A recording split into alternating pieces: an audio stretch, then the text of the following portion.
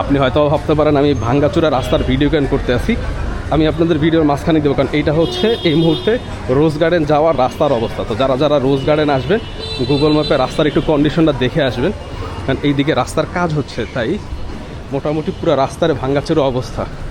যত আপুরা ছবি তুলতে আসতেছে শাড়ি ঠাড়ি করে সবার অবস্থায় প্রচণ্ড রকম খারাপ। আমি যে বউ বাচ্চা নিয়ে আসি নাই, এটা আমার কপাল আজকে। ঠিক আছে, রোজ গার্ডেন আসার রাস্তা খারাপ, যদিও এটা আমার মনে হয় আর 3-4 মাসের মধ্যে ঠিক হয়ে যাবে, সব ড্রেনেজের কাজ হইতেছে। কিন্তু এই মুহূর্তে আসা খুবই কষ্টকর, পুরা রাস্তা একদম ভাঙা। এটাই রোজ গার্ডেন যাওয়ার রাস্তা।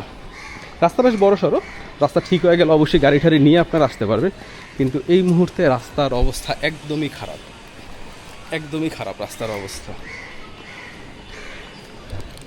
মানে আমি ছাড়াও প্রচুর ট্যুরিস্ট অ্যাট্রাকশন আছে, আরও লোকজন আরও আসতেছে, কিন্তু রাস্তার কন্ডিশনে যে একদমই বাজে।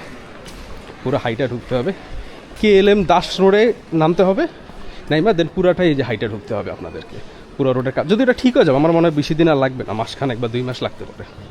একটু গুগল ম্যাপে দেখে নেবেন, গুগল ম্যাপে হচ্ছে লাল দাগ দিয়ে আছে যে রাস্তাটা অফ।